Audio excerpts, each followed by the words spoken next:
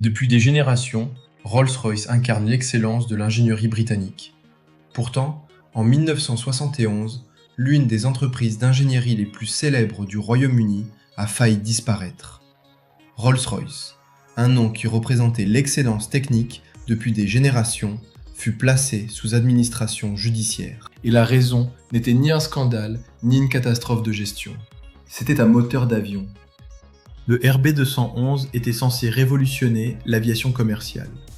Mais ses coûts de développement ont tellement explosé que ce moteur a failli entraîner la faillite de toute l'entreprise. Le gouvernement britannique a dû intervenir et nationaliser Rolls-Royce pour la sauver. Et cette histoire révèle quelque chose d'assez surprenant sur l'aviation moderne.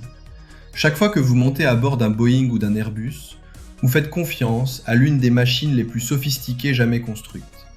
Pourtant, l'entreprise dont le nom figure sur le côté de l'avion n'a pas réellement fabriqué le composant qui lui permet de voler. Aujourd'hui, nous allons découvrir les coulisses de l'étrange relation entre Boeing, Airbus et les entreprises qui fabriquent leurs moteurs.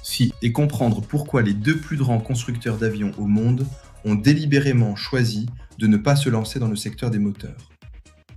Pour comprendre pourquoi, il faut remonter près de 100 ans en arrière. En 1929, William Boeing et Frederick Rentschler, le président de Pratt & Whitney, unirent leurs forces pour créer United Aircraft and Transport Corporation. C'était le premier véritable empire verticalement intégré de l'aviation. Boeing construisait les avions, Pratt & Whitney fabriquait les moteurs, d'autres divisions s'occupaient des compagnies aériennes et des hélices. L'ensemble de la chaîne était contrôlé par une seule entreprise. Mais le gouvernement américain n'était pas à l'aise avec autant de pouvoir concentré entre les mains d'une seule société. En 1934, le scandale du courrier aérien révéla à quel point les constructeurs d'avions, les compagnies aériennes et le gouvernement étaient devenus étroitement liés. Le Congrès réagit en adoptant une législation qui sépara les constructeurs aéronautiques, les fabricants de moteurs et les compagnies aériennes. United Aircraft and Transport Corporation fut démantelée. United Airlines devint indépendante. Pratt & Whitney resta au sein de United Aircraft Corporation. Et Boeing se retrouva seul. William Boeing aurait tellement détesté cette décision qu'il vendit ses actions et quitta l'industrie. Et cette décision créa une séparation qui existe encore aujourd'hui. Les constructeurs fabriqueraient les cellules des avions, des entreprises spécialisées construiraient les moteurs. Mais voici ce qui est intéressant. Boeing n'a pas simplement accepté cette situation pour toujours. À partir des années 1940, l'entreprise commença à développer ses propres moteurs à turbine à gaz. Elle finit par produire des milliers de petits moteurs à turbine, notamment le modèle 502. La technologie était réelle. Les ingénieurs étaient là. La production existait. Mais le modèle économique n'était pas suffisamment rentable. Boeing se retrouva alors face à un choix. L'entreprise pouvait continuer à investir des sommes colossales dans une division de moteurs incapable de rivaliser avec les fabricants spécialisés, ou concentrer ses ressources sur quelque chose de beaucoup plus important. Le Boeing 747. Boeing choisit le 747. En 1968, la division moteur de l'entreprise avait définitivement fermé. Et les ingénieurs ainsi que les capitaux furent redirigés vers la construction du jumbo jet. Cette décision allait façonner l'aviation commerciale pendant des décennies. Car construire un moteur à réaction moderne est un défi d'un tout autre niveau que construire un avion. Un turboréacteur moderne fonctionne avec des températures pouvant dépasser le point de fusion des matériaux qui le composent. Les aubes de turbine nécessitent des techniques de fabrication extrêmement sophistiquées, notamment des métaux monocristallins et des revêtements thermiques spécialisés. Les tolérances se mesurent en minuscules fractions de millimètres, et chaque composant doit résister à des milliers d'heures de chaleur, de pression et de vibrations extrêmes. Mais le défi technique ne représente que la moitié du problème.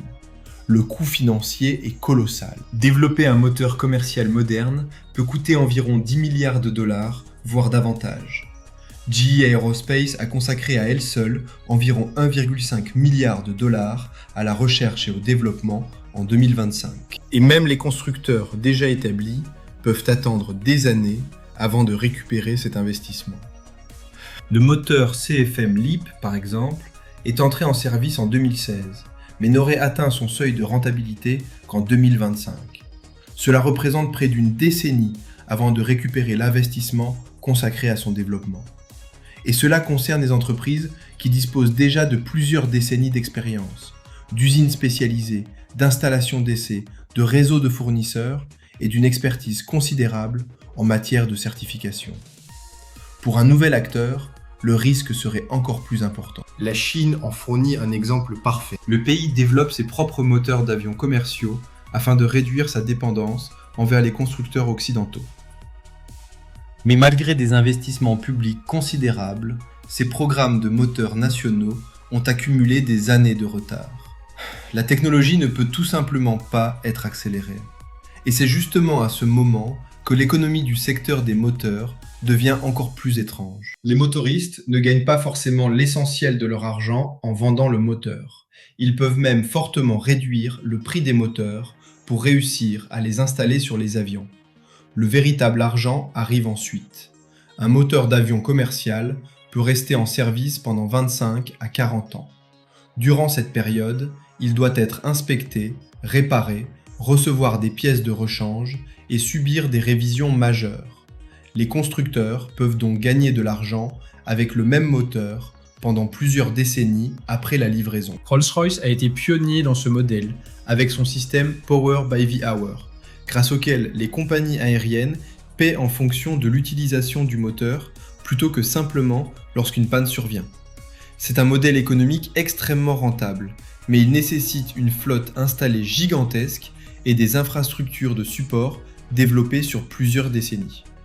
Et cela est complètement différent de la manière dont Boeing et Airbus gagnent leur argent. Ils conçoivent et assemblent les avions, les livrent aux compagnies aériennes, encaissent le paiement, puis passent à la commande suivante.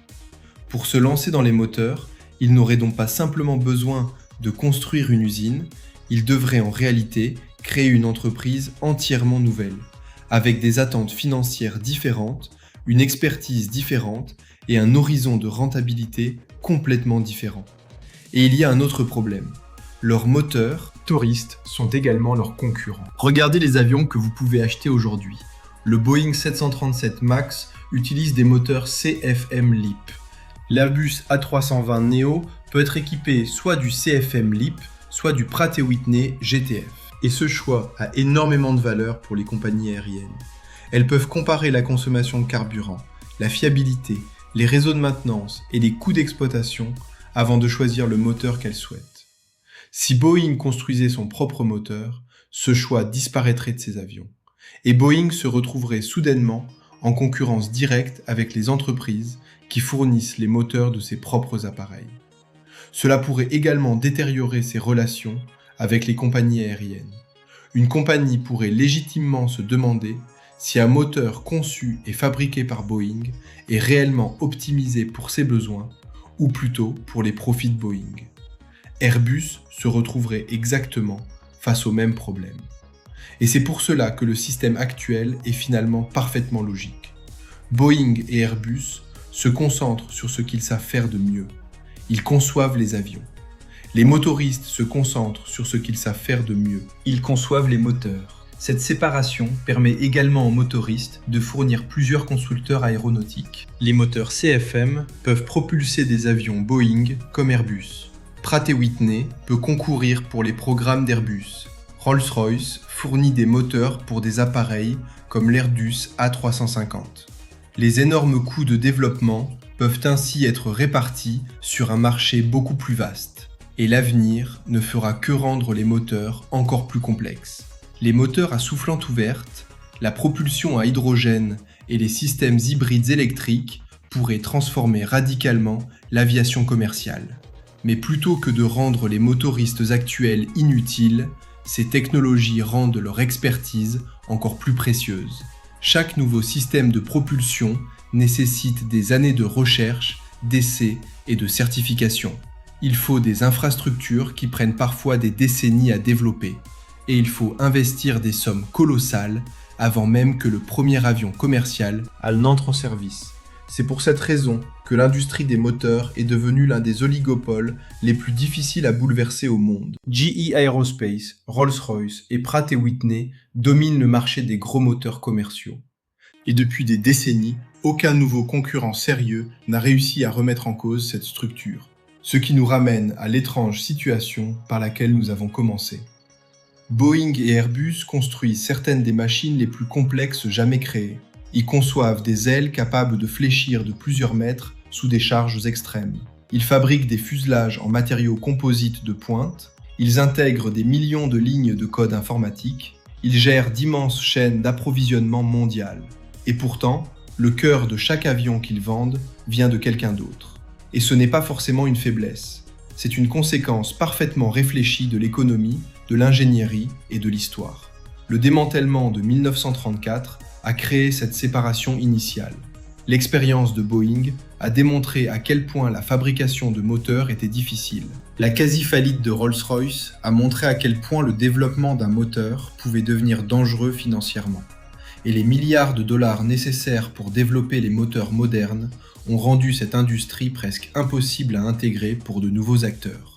Alors, Boeing ou Airbus pourraient-ils construire leurs propres moteurs ? Techniquement, probablement. Mais la véritable question n'est pas de savoir s'ils en sont capables, c'est de savoir s'ils seraient prêts à investir des milliards de dollars, attendre 10 ans ou davantage avant d'obtenir un retour sur investissement, créer une organisation industrielle entièrement nouvelle et potentiellement détériorer leurs relations avec les entreprises qui fournissent actuellement les moteurs de leurs avions. Et c'est pourquoi, malgré leur nom affiché sur presque tous les avions commerciaux qui sillonnent le ciel, Boeing et Airbus ont décidé que l'un des composants les plus importants de leurs avions était finalement mieux confié à quelqu'un d'autre. Merci d'avoir regardé cette vidéo. Qu'en pensez-vous ? Boeing et Airbus ont-ils fait le bon choix en laissant la fabrication des moteurs à des entreprises spécialisées